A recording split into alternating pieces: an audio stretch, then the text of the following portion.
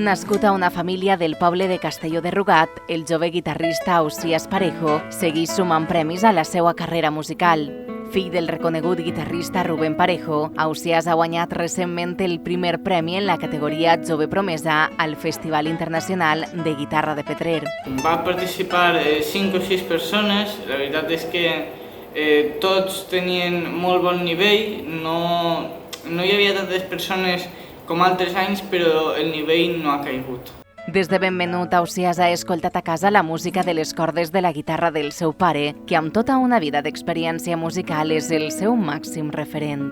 Jo de xiutet sempre anava als concerts de mon pare i el veia tocar i m'agradava molt, jo volia tocar com ell, que és un gran guitarrista, és molt difícil arribar al seu nivell.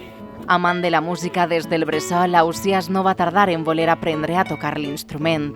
El dia del meu aniversari, quan jo tenia 4 anys, em va regalar una guitarra i vaig començar a tocar la guitarra.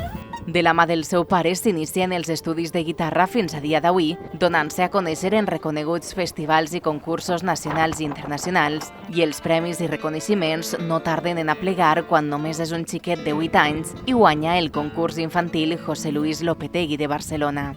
Va anar molt bé, vaig tindre una menció d'honor, un accèssit, i als 9 anys ja vaig guanyar el meu primer premi. El passat 2018 grava el seu primer treball musical, un CD anomenat Con tanta tenerezza, amb la col·laboració d'importants figures del jazz i amb la inestimable companyia del seu pare Rubén Parejo, també a la guitarra. No sé exactament quantes guitarres tenim a casa, la veritat és que tenim algunes però que utilitzem 5 o 6 guitarres.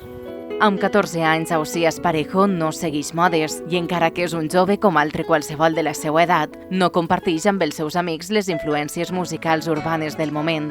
Sí que és veritat que no ens agrada el mateix tipus de música. Bueno, no és que no m'agrada, a mi m'agrada la música clàssica, també m'agrada, per exemple, el rock, m'agrada el jazz, però, per exemple, no m'agrada el trap o el reggaeton, que està ara molt de moda.